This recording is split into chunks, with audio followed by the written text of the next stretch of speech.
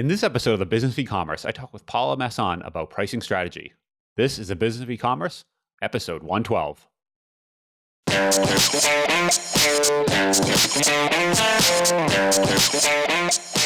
Welcome to the Business of E-commerce, the show that helps e-commerce retailers start, launch, and grow their e-commerce business. I'm your host, Charles Plesky, and I'm here today with Paulina Masson. Paulina is an Amazon seller and the founder of Shopkeeper. She calls herself a numbers girl. Her favorite topics are optimizing profits, pricing strategies, cash flow management, and ways to save on Amazon fees. I asked her in the show today to chat about how you can tweak your prices to make more sales via e-commerce products. So hey, Paulina, how you doing today? Hey, Charles. Thanks for having me on. Yeah, it's awesome to have you on. I love the topic of pricing strategies. I feel like it's one of those things that once you're kind of established, it's a very easy way of just increasing that profit margin on what you already have by just some strategies. It's one of those things that's very easy to just optimize. And if you're already getting X amount, you can kind of squeak out some more margin. So it's a very cool topic for retailers. Yeah, it is. How did you get into this? So you were originally an Amazon seller, right? Yeah, I'm actually a software developer by background. So I am quite technical in nature. So all technical people like the numbers, and I'm one of them. And so I liked math, I liked calculus, those type of things. And so I became an Amazon seller first. And then I decided to build this little software for myself on the side that now became a successful commercial product called Shopkeeper.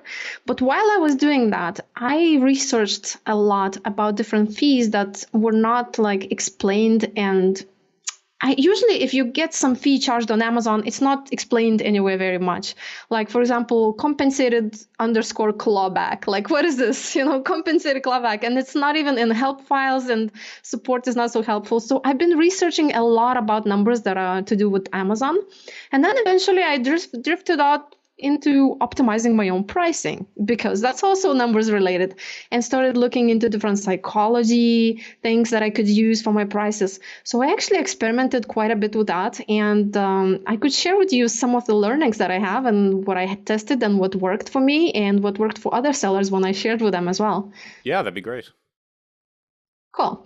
So basically, I guess I would start with the big picture first. I'll just tell you 2 sentences. The big picture. The big picture is that when you think about your pricing strategy, it's not enough to it's not the flow that you first create a product, then you publish it on Amazon, create a listing, ship it to Amazon, and then you sit and think what price I should put. Actually, the price strategy should start before you even go design your product. And the reason I say this is because there are different types of buyers that you can actually target. So there's been research done for general e-commerce online. Research has discovered that there are 3 general types of buyers. One is called Scrooge, those bargain hunters. And the other type is the luxury spender, so the big spender. And then there's this middle somewhere, average spender.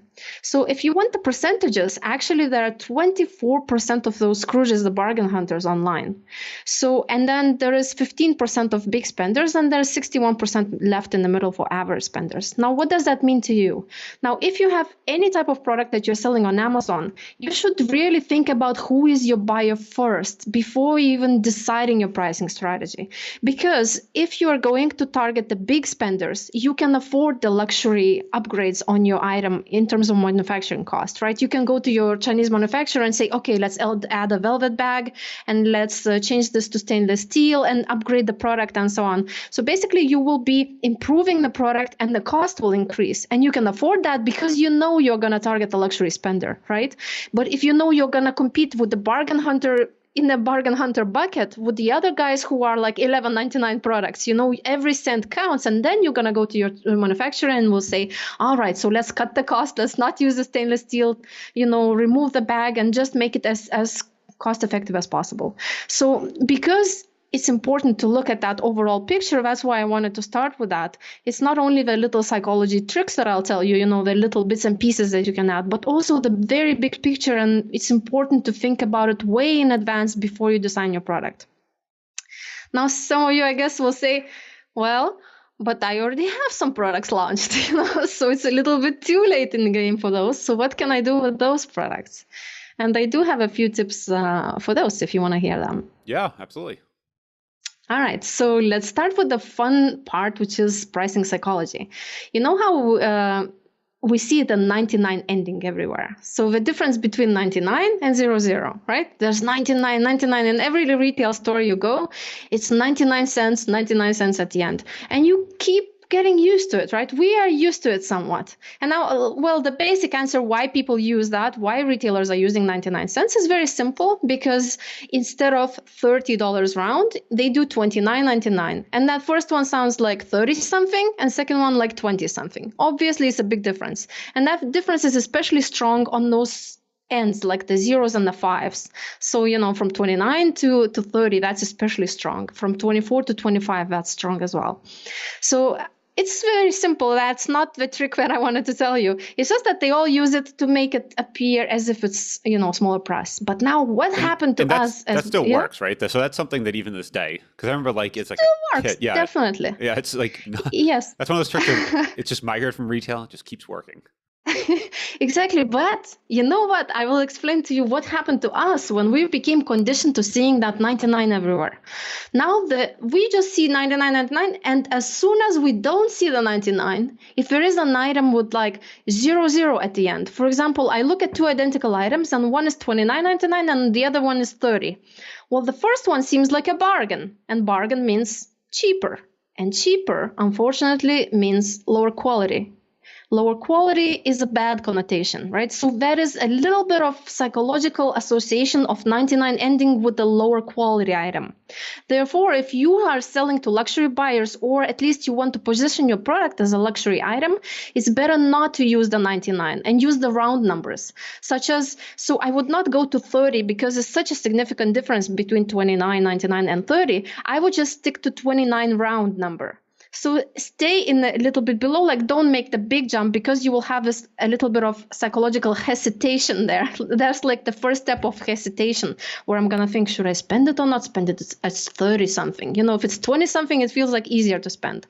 So I would just round it to 29 equal without the sense of 99. And that makes you feel like, oh, so it's like not 99. So it's like something different about it. Like the part of the brain in the back that like drives for us, when we don't even think about it, it also does that with numbers. So when you see 00, you're like, oh, so it's not a bargain. So it's not so cheap. So it must be like a luxury or just released or something new. You have this a little bit of feeling like, oh, that's cool. So my suggestion is, if you have any product that you want to position as a luxury product, do round the prices in the end. So use 00 instead of 99.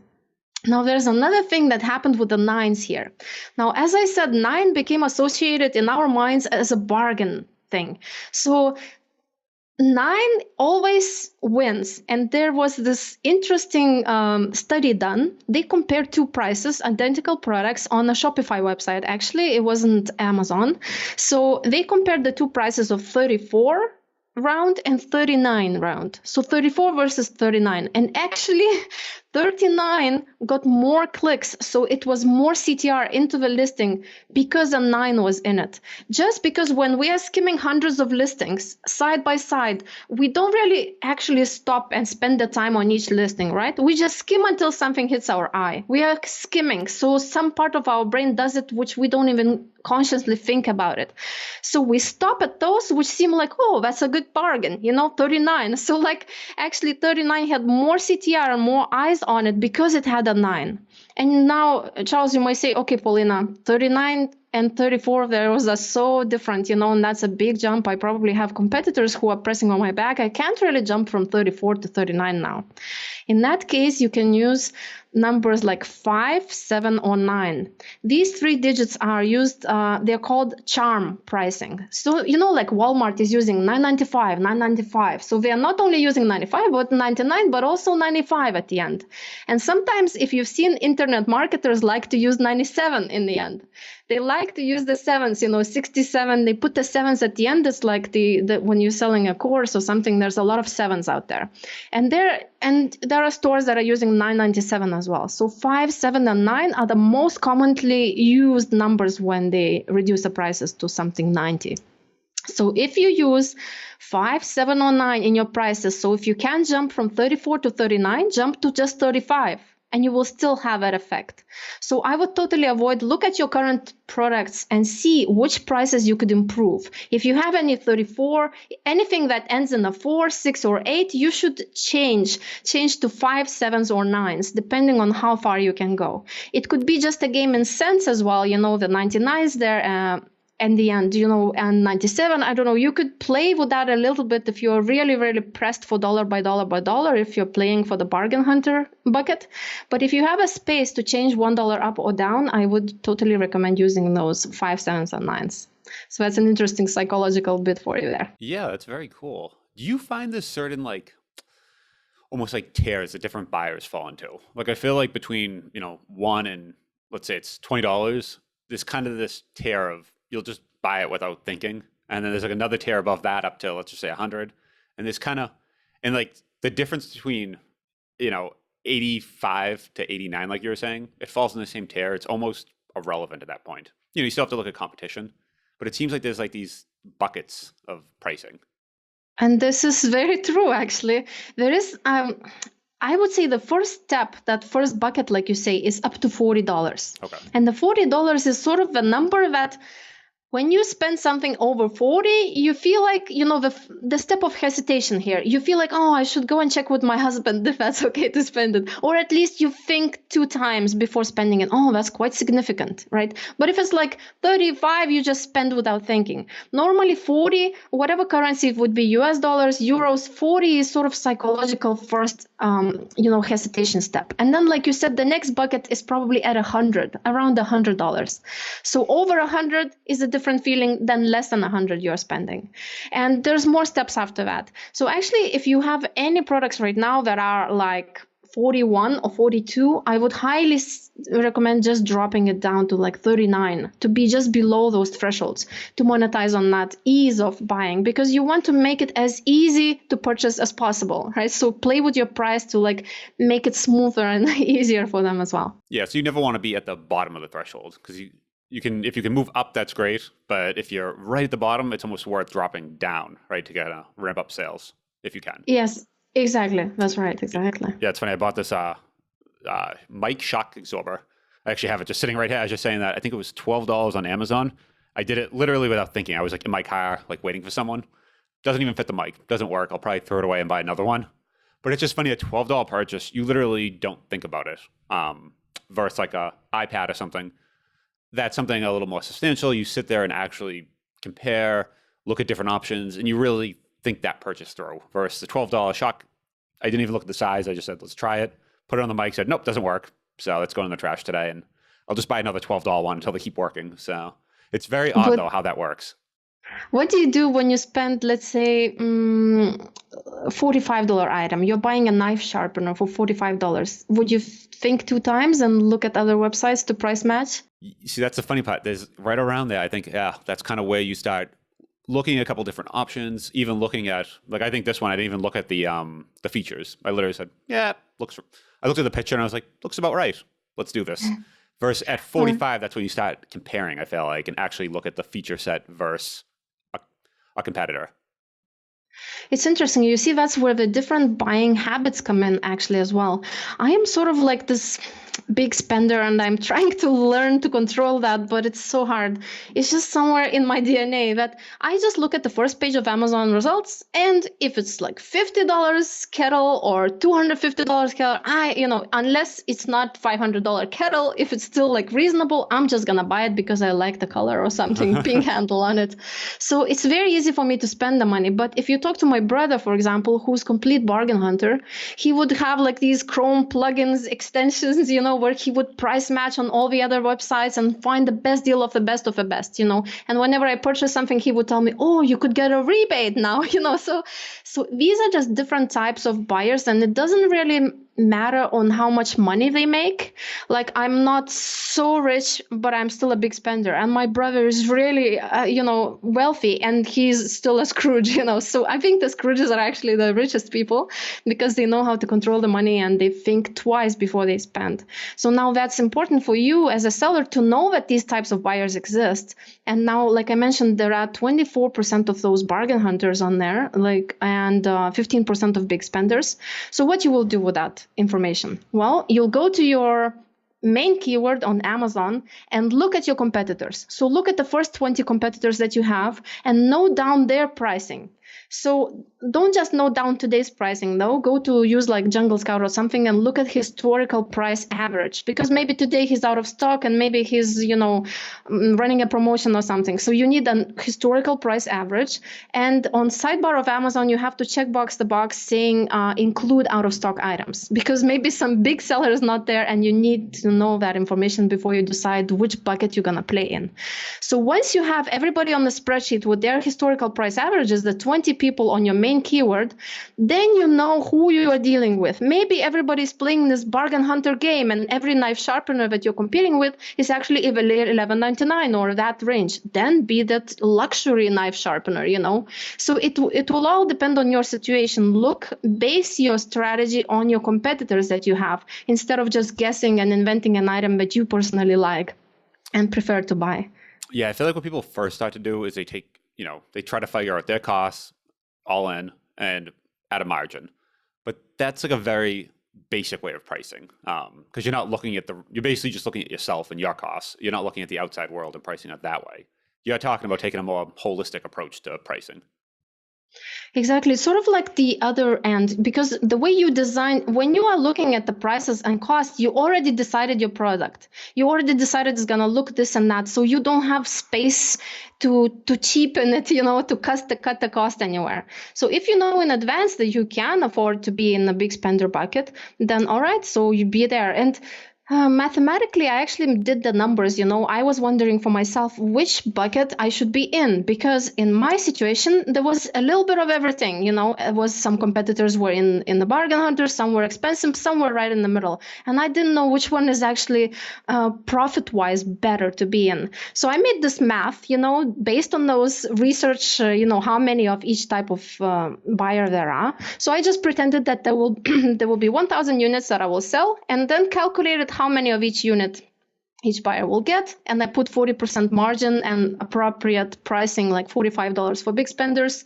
$12.99 for the Scrooges, and in the middle was $25 item. And I calculated how much I'm going to make. That's all based on 40% margin, because that's the average private label margin. And I checked actually that the best place to be in is not the big spender place, even though it seems like, it's the best place to be, right? They are paying huge margins. You need to sell little items, a few units, and you will make the most money. Actually not. Most of them are average spenders, 61%, and that is the best bucket to be in. So if you have enough space and you don't have to slice that bucket into many parts, sharing with your competitors, if there is enough space for you there, play in the middle. Be that middle one, not too cheap and not this crazy. So you'll have strong enough volume then of buyers, and your price, you will still make a good margin. But if there's like only one big spender targeter in like those 20 results, definitely you can be that unique item, that different item that could be a little bit more expensive. Just keep in mind those percentages I told you, the 15% big spender is based on e-commerce in general. If you're an Amazon seller, Amazon started as a place to find the cheapest items, right? They were like, find the cheapest and the biggest selection. And because of that, they initially attracted a lot of bargain hunters. People who were looking for the cheapest, the best deals, they came to Amazon. So I would say the data would be a little bit skewed on Amazon in terms of less big spenders being there in general. Maybe it's not so true these days anymore, but I would still consider that, when you're thinking about creating a luxury item. It's not the easiest place to be in with a luxury item, because you'll have to order large minimum order quantities, and then they will sell very few, and then you'll pay big storage fees. You'll have to figure out a lot of additional things that you normally don't have to with high volume products. So my best suggestion is, if you can, be in the middle. And I used to never recommend the Scrooges bucket, because it's such slim margins. And I thought, no space for PPC, no nothing. But after one conference, when I gave a talk about pricing, one seller came to me and says, Paulina, you're telling everyone not to play in this bucket, but I'm an 8-figure seller and all my items are for bargain hunters, like less than $10. And I thought, wow, 8 figures from that, and actually you can make money in any of the buckets. It's just you have to see which one you fit in, where you can, and then base all your strategy from that. Yeah, so it's you're basically saying you can make money anywhere, but you have to be very purposeful about what bucket you're in, how you're selling, and how you're pricing it. And you just need to realize who you're targeting in each bucket. Exactly. Yeah. That's right. Yeah, that's very true. I feel like a lot of people just do the thing where you just price it based on your like internals, like we were saying, and don't look at all these other factors. But kind of thinking about that holistic approach then allows you to even realize, okay, I'm in that bucket, and maybe a competitor dropped out, and you can raise your prices, and you start to get a sense of, okay, I compete against these other 5 sellers every single day. Here's my competition. Here's what they're doing today. And pricing is a very dynamic game. That's the other thing, where every single day it's changing, especially, with Amazon. It's this very like closed little ecosystem. So when there is a change, you can see it, and it has very quick effects on your sell-through and everything else when that happens. Exactly. Many people are using dynamic repricing, but it's only applicable to arbitrageurs or people who do wholesale reselling. So my experience is mostly for private label. And in there, we don't use repricers because we are the only one on our buy box. But there is still a way that you can lose your buy box. If you're a new seller, you might not be aware that if you raise the price too quickly on Amazon, they make you lose your own buy box, even though you're the only seller on the listing. And what happens where do you visually? Go? You end up on just like purgatory? Like what happens? No, what happens visually is that so on your listing, when you go inside the listing, there is no more buy now button. Suddenly it says see all buying options button. And then it says one seller available and then it doesn't say the price anymore. It just says, see all buying options as a link. That completely kills your conversions. So Amazon lets you drop the price as soon as possible, very quickly you can drop from 45 to 12 and no problem. But from 12 to raise back to 45, it will take you many, many days, 50 cents, 50 cents little by little, so that you don't lose the buy box of your own. And in general, why I'm even talking about that, like how is it relevant? Well, because when you're deciding your initial price, you will look at your break even, right? And then there's this profit margin. Like you said, you're adding the margin on top of your costs, like 40%. Let's say there's a price that you want to have in the end. But when you launch an item, you don't want to launch at your best profit at the top, right? You want to launch it at a very nice price comparing to the others, so you get this boost of purchases in the beginning.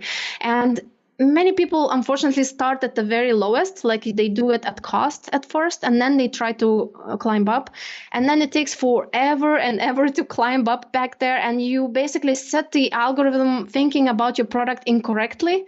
You will basically, you will keep raising your price, raising to the dream price, and they will start losing the rank. And eventually you will be very, very hard to be back there on the first page like you wanted. So start somewhere above the middle. If it's between 12 the cost and 25 the price, start somewhere like $19 would be the launch price. Start higher up so that it's easier to climb back up. And one more little thing I would say, don't base your prices on your own personal limitations box, like your personal financial limitations. Many of us are just, okay, how much I would pay for knife sharpener? Never more than $36. No, who would pay $37? No. Okay, 35 is my price. So most of us base our prices like that on our own judgment. But just like I said, we are different people, and there are many, many different incomes and habits and things. And, you try and climb out, completely put your own mind aside when you are considering the item's price, and just base everything based on your competitors around you. So on Amazon, that would be looking at the neighbor listings and deciding. And it's very often actually beneficial to match the bestseller's price. If you're like a second or third result already, if he's doing like $25.99 with 10% off coupon, well, just ignore what Paulina said and just match $25.99 with 10% coupon. Because then people are comparing you to in terms of benefits, like which color I like better, or like which one I like better. They stop thinking about the price, and but if you do $1 less than the bestseller, like he's doing 25, you'll do 24, they will think, oh, $1 less. But yeah, he has less reviews. Okay, so he just wants me to buy it. Okay, I won't buy it from him. There's this going on. So just remove that, hassle at all, and just match exactly the price, and they can consider from other things than the price. So it's sometimes beneficial to just do that instead. Okay, I want to go back to what you were saying a minute ago. So when you first launch, and you said come out of the gate and set a decent price with a decent amount of margin, how much, so let's say you want to get to 40% eventually, how much should you cut in your product? Your all-in cost is 30 for everything all in. What would you start as your initial margin, and would your goal be to kind of ramp up over how much time, and what would you kind of do there? These days, very often, we don't have many launch strategies to choose from on Amazon. Most sellers these days are using PPC and aggressive PPC if they want to rank. And aggressive PPC costs money, right? So you have to leave yourself a good margin there so that you could have some space, you completely don't go bankrupt, doing the PPC in the beginning. So I would say at least 20% margin you should keep for the PPC. So half of your margin that you dream to have, the 40%, so slice half for PPC.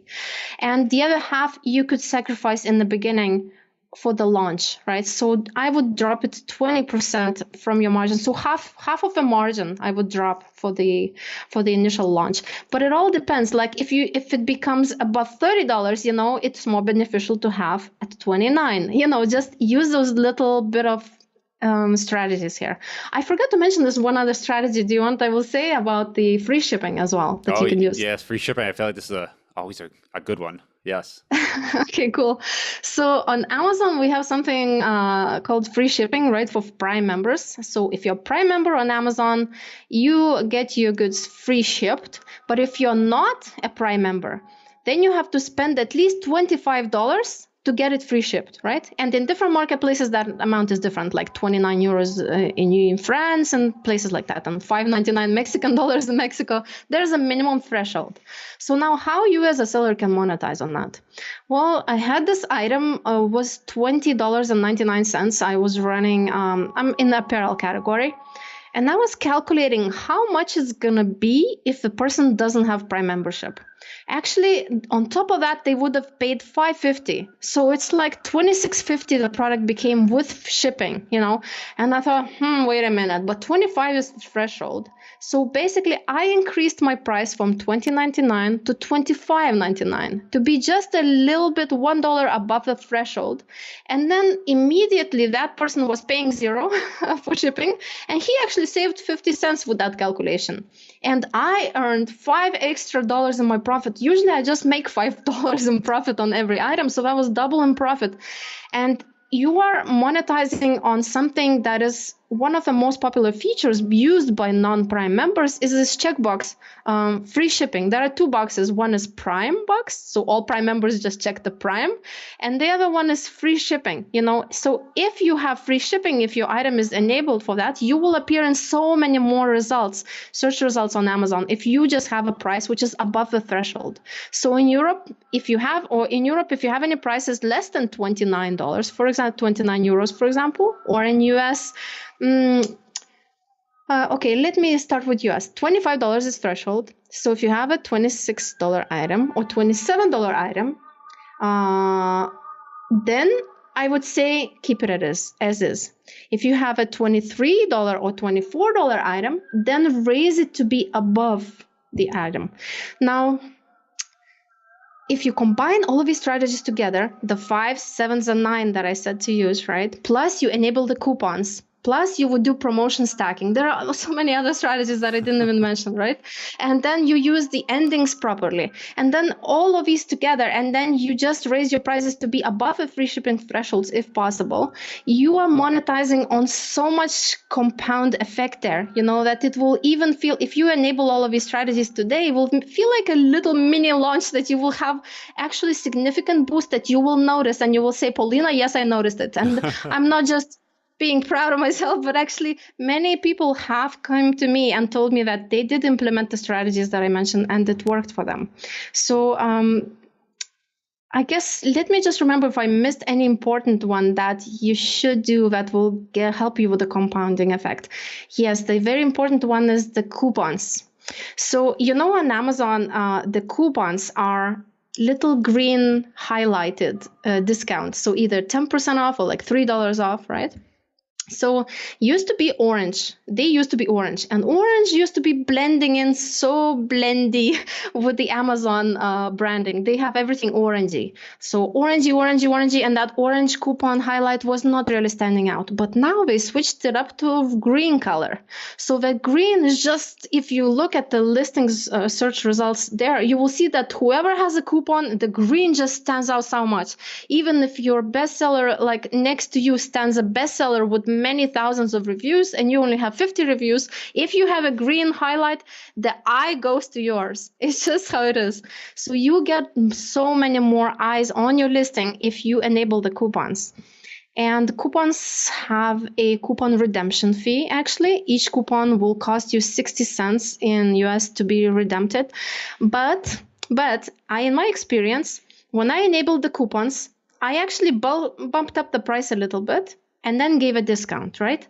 But not every single person applies the coupon. Unfortunately, on Amazon, you have to click this checkbox called apply the coupon. And many non-technical users or shoppers, they don't even have a clue that they have to do it. They see the discount, they are buying it, and they don't apply it. So only like 1 of 3 people that are my buyers applies it. And other sellers, I've heard 1 of 5 for them only applies it. That means you actually, because remember, you bumped up your price to give a coupon. So you are selling more items because of more eyes with the bumped up price. And actually, so that redemption fee becomes negligible because the 60 cents, over the 3 people becomes like 20 cents on each. And it's not really significant anymore to influence you not having it. So coupon is something definitely highly recommended to enable like on all of your items that you have today. That's a very cool one. Yeah, because I feel like all of these strategies, right? They're techniques that aren't going to change your actual bottom line, your actual hard costs, but they can just get that extra margin. And just something like adding a coupon, like you said, you can increase your cost to cover that 60-cent fee plus whatever the discount is. So you can essentially make it a wash. But if 1 out of 3 people just don't redeem it, all of a sudden just profit increases just from doing that one thing, which is amazing. It's just such an easy way of taking your existing business and just getting X amount more profitable on top of whatever you're doing today. So I love that. That's right. Awesome. All right, cool. I think those are some great tips, actually. If you want to plug anything, if people want to find you, kind of see what else you're working on, what can they do so? No plugging. I'm working on shopkeeper.com. Yeah. Well, if you're in the video, if you're watching the video too, she has a logo in the background. I love it. It's great. Yeah. My logo right there. As I mentioned, I'm a software developer by background. Well, I didn't develop myself the Shopkeeper app. I actually have a team for that. But I guess for your audience, if you like, I have something that I could offer for anyone who's interested. Shopkeeper is just a profit dashboard. It's to calculate your profit automatically, to pull the 72 different fees automatically from Amazon. And so you don't have to do manually on the reports. If you ever try reading that document manually, you like go blind instantly. It literally is like the most. I've played with them before and kind of some different things. And those fees, they don't make any sense. You don't know what they mean. It is really hard to figure out that if you download the raw. Yeah. So that's the offer for me, especially for new sellers who are beginners. They can't really afford any software. What I could do for you is I could give you a long free trial. So usually software founders say, okay, I'll give you 2 months free trial instead of 14 days. Actually, I will give you 6 months free trial instead of 14 days. So that could help you, to at least understand your costs. So look at the software. It will pull all the fees in a few days, and then you will see properly, because on Amazon Seller Central, when you look at the order page, they only give you the basic fees. They're not going to even list something like coupon redemption fee there, whatever the PPC cost was, and then the refunds associated with that, like the reimbursement fee. All of these things, they're not going to even show up on that one order. So you want an app like Shopkeeper to show you your profit. Maybe you're actually losing money on something. So to claim the 6 months free trial, go to shopkeeper.com and you will find the little chat bubble in the corner, like many other apps have, and just type in the code Stingray 180. You know the fish? Stingray 180. All right. Stingray 180. I'll put a link to that in the show notes as well. Okay. So when you type it in, then we will get back to you and we'll upgrade your account to be VIP and you'll have the 6 months free trial from me. There's awesome. A little present. People should definitely, if you're selling Amazon, definitely check that out because those fees are, digging through that report. If you've not done it, don't do it because it's not pleasant. So thank you for that. I definitely, people should take you up on that offer. Cool. Awesome. Well, thank you very much for coming on the show today. It was great chatting. Thanks so much for having me, Charles.